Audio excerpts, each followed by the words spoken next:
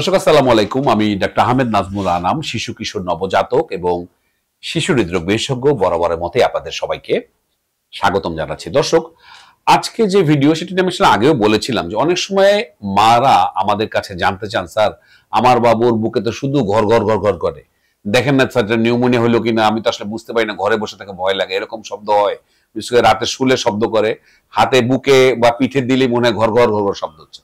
তো বাবুদের এই ঘর ঘর শব্দ বা নাকে বা বুকে যেই ঘর ঘর শব্দ হয় সেটি কেন হয়, সব ক্ষেত্রে কি নিউমোনিয়ার জন্য হচ্ছে কিনা, সেটি নিয়ে আজকে আমাদের ভিডিওর অবতারণা। সুতরাং আমি মনে করছি অত্যন্ত ইম্পর্টেন্ট একটা ভিডিও, আপনারা দেখবেন এবং প্রয়োজনে অন্যদেরকে শেয়ার করবেন। তো দর্শক, আমি বলবো যে বাবুদের নাক বা বুকে যে ঘর ঘর করার মূল কারণ হচ্ছে বাবুদের নাকটা বন্ধ থাকে, অর্থাৎ নেজাল কনজেশন থাকে। বাবুদের যদি নাকে বিভিন্ন সিক্রেশন জমে থাকে, বাবুরা তো আমাদের মতো নাক ঝাড়তে পারে না, তাদের অস্বস্তি হয় এবং এই নাক বন্ধের জন্য আমরা বলি ট্রান্সমিটেড সাউন্ড, এখানে বন্ধ থাকে এবং এই আপনি শব্দ পান বুকে বা পিঠে, তাহলে এটাকে বলা হয় ট্রান্সমিটেড সাউন্ড। তাহলে এটি কিন্তু খুবই ইম্পর্টেন্ট। আমি আমার অনেক সময় পেশেন্টদের বোঝাতে চাই যে মূল রোডে জ্যাম পড়েছে, সেই জ্যাম আপনি আমার চেম্বারের সামনে পাচ্ছেন, মূল রোডের জ্যাম সরে গেলে আমার চেম্বারে জ্যামও চলে যাবে। সুতরাং এই নেজাল কনজেশন থাকলে কিন্তু বুকে পিঠে শব্দ হতে পারে নরমালি। 2 নম্বর, বাবুদের স্যালাইভা আপনারা জানেন, বাবুরা থুতু ফেলতে পারে না, আমরা তো থুতু ফেলে দিই।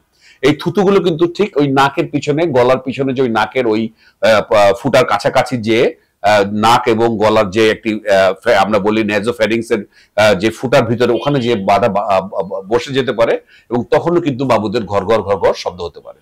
3 নম্বর, বাবুদের খাবার, বাবুরা যেটা খাচ্ছে আপনারা জানেন, বাবুদের খাবার কিন্তু রিফ্লাক্স করে, আমরা বলি জার্ড গ্যাস্ট্রোইসোফেজিয়াল রিফ্লাক্স ডিজিজ। খাবারটা কিন্তু উপরে উঠেও কিন্তু সেই পিছনে জমাট বেঁধে বাবুদের ঘর ঘর ঘর ঘর শব্দ হতে পারে। সুতরাং এই 3টি কারণে কিন্তু নরমালি ঘর ঘর হয়। তো আমাদের রেসপিরেটরি প্যাসেজ, আমাদের যে শ্বাসনালী, আমাদের নাক থেকে শুরু করে যে আমাদের ফুসফুসে যে বড় একটা শ্বাসনালী, এই প্যাসেজটা কিন্তু খুবই ন্যারো। তার ফলে যখন এই জায়গাগুলো আটকে থাকবে তখন বাতাস কিন্তু পাস হতে সময় লাগবে, কষ্ট হবে, তখনই কিন্তু এই ঘর ঘর ঘর ঘর ঘর ঘর শব্দ হবে। তাহলে বুঝতে পারছেন এই নাকটা ক্লিয়ার রাখা খুবই জরুরি। যেটা আমি সবসময় বলি যে লবণ গরম পানি দেওয়ার কথা বলি, 1 চামচ কুসুম কুসুম গরম পানিতে 1 চিমটি লবণ ছেড়ে দেবেন, সেই ড্রপার দিয়ে তুলে এক ফোঁটা বাবুর নাকে দেবেন। সেই সাথে উঁচু করে শোয়ানো এবং বাবুকে খাওয়ানোর পরে বার্পিং করা, এগুলো খুব ইম্পর্টেন্ট। অনেকে সাকশন দিয়ে বাবুর নাকটা পরিষ্কার করে দেন। আমি পেঙ্গুইন সাকার দেখেছি, সেই পেঙ্গুইন সাকার দিয়ে সাকশন দিয়ে আপনি আপনার বাবুর নাকটা যদি পরিষ্কার করে দেন এবং যেটা বলেছি উঁচু বালিশে শোয়ান, তাহলে কিন্তু বাবুর এই ঘরঘরানি শব্দ অনেকাংশেই কমে যাবে।